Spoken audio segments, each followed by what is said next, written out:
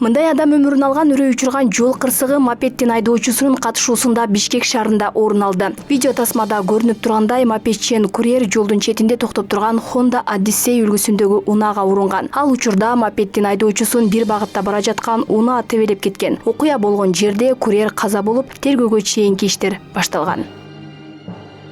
Бул сыяктуу мопед скутерлердин катышуусунда Бишкек шаарында 5 айда 186 жол кырсыгы катталган. Андан 6 адам каза болгон. Буга тынчсызданган милициянын кайгылуу кызматы электросамокаттарды ижарага берүүгө тыюу салууну сунуштап келет. Аларга карата буга чейин да рейд жүрүп, жапырт айып короого токтотулган. Басымдуусу жашы жетелек өспүрүмдөр болгон. Ал арада Ош шаарында дагы скутерлерге карата рейд жүрүп, тиешелүү кагазы жок деген негизде айып короого токтотулуп жатат. Ушул тапта жалпы айып короого 35 скутер алынып келген. Буга ушул жарандардын каруулары негиз болгон, анткени дал ушундай скутер самокат айдагандардын жол кырсыгына негизги себеп болуп жатканы айтылууда.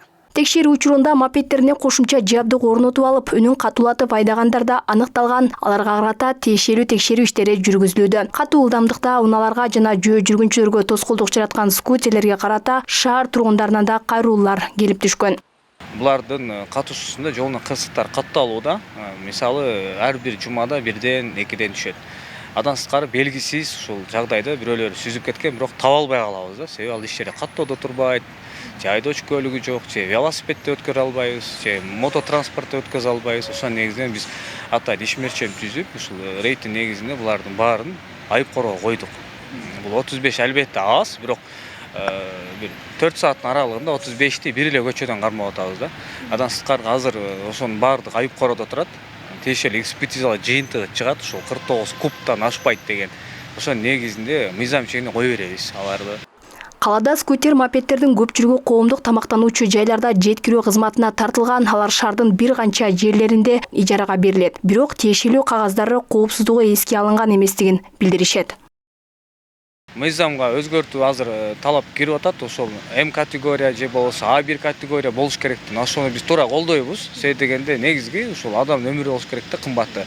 Себеби алар ошондон кийин дагы өзүнүн атайын жолчолору, жол эрежесин сактап айдаш керек. Себеби биз аларды тоскон учурда эч кандай бир сиз айткандай документи жок, же айдоочу көлүгү жок. Кайсыга документ түзгөнүн билбей калып атабыз да.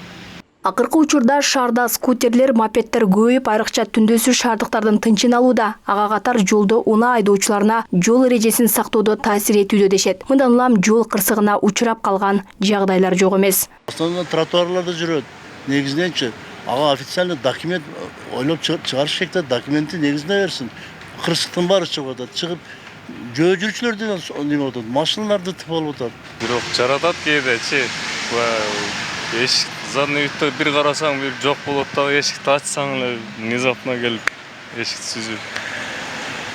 Кээде болуп турат, кээде болбойт дегендей. Ишедет да жол эрежелерин сактабайт атат. Ушул тапта мопед скутерлерге карата атайын эреже киргизиле элек. Аларга коопсуздукту сактабаган үчүн деп 1000 сом гана айып салууга мыйзам жол берет. Алмагүл Байгызы, Атилбек Абдакимов, Ош ТВ.